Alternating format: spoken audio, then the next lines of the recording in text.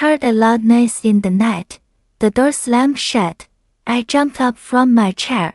I waited to hear his voice, but there was only silence. Then I heard his shoes on the floor, slow steps, coming closer. I looked at the clock. It was after midnight. He walked into the room. His face was cold.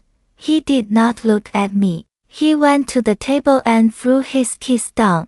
I said softly, "You are late." He did not answer. He opened his phone. The light showed his tired face. I wanted to ask more, but I stayed quiet. Before I continue my story, my dear friend, please remember to subscribe, share, and comment below. Your support helps me bring more real and emotional English stories. It truly means a lot to me. He went into the bedroom. I stayed alone in the living room. My hands felt cold. The silence of the house was heavy. I felt fear. It was like waiting for a storm.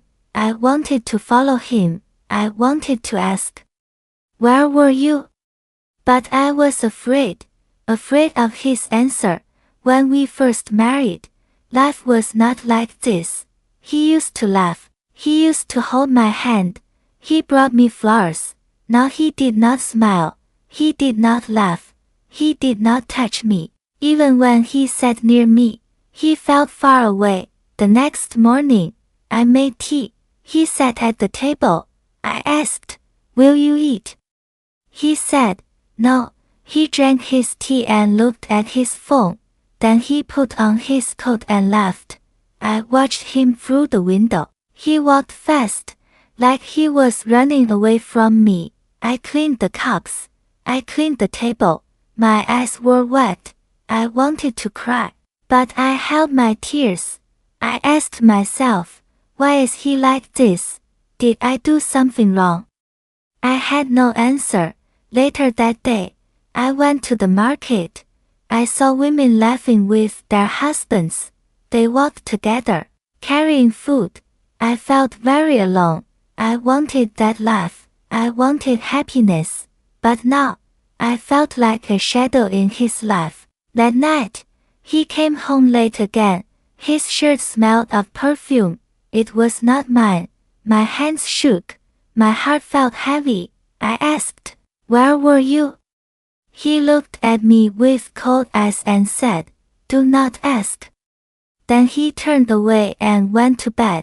I sat on the sofa. The light was dim. The room was quiet.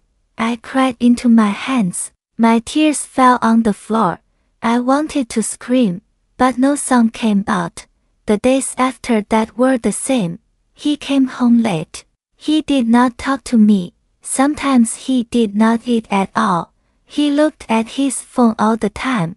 Sometimes he smiled at the screen.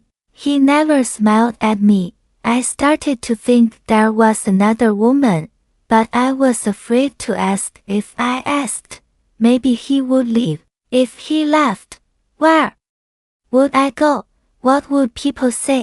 I had no plan. I had no help. One evening, I cooked his favorite food.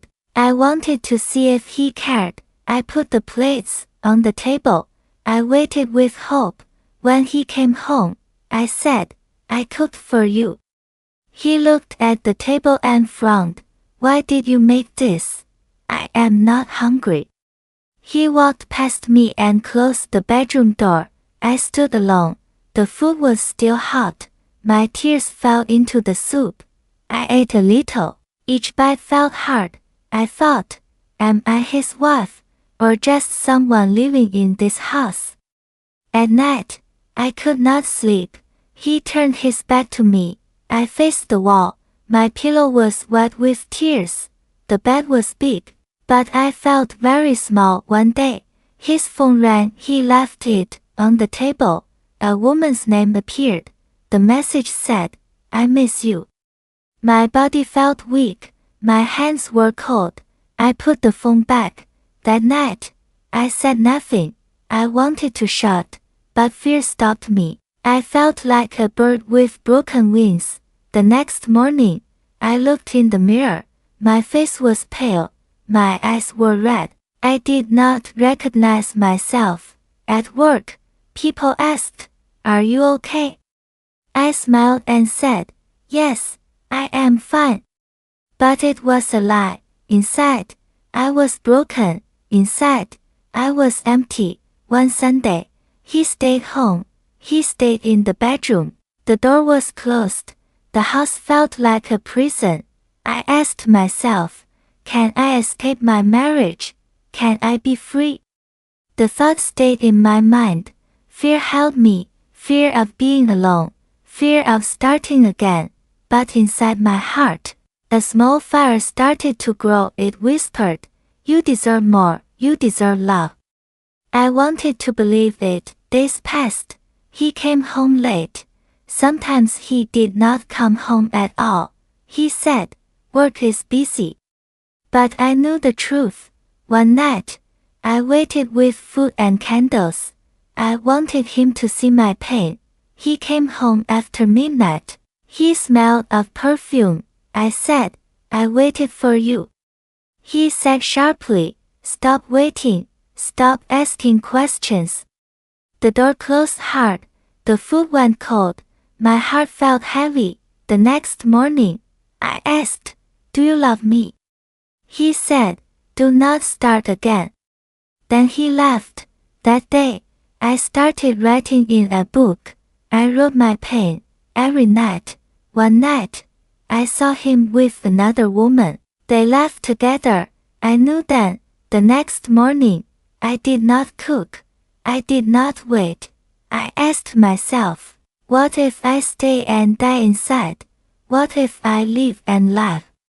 One day in the park, an old woman said to me, "Life is short. Do not waste it in pain." Her words stayed with me. I wrote in my book, "I will live." Fear and strength mixed inside me. One morning, he said, "You are weak." But I finally knew the truth. I packed my bag. I took my book. I took my coins. I walked out. The sun touched my face. I was afraid, but I was free. I found a small room. It was safe. That night, I wrote, "Today I left. Today I am free." I worked hard. Life was not easy, but my heart was light. I had peace. One day, I slept without fear. Without waiting for the door to close hard, I looked at the sun and said, "I escaped. I am free. I can live again." And this is my story. If you are in pain, if you feel weak, remember this. You can be strong. You can live. You can live again.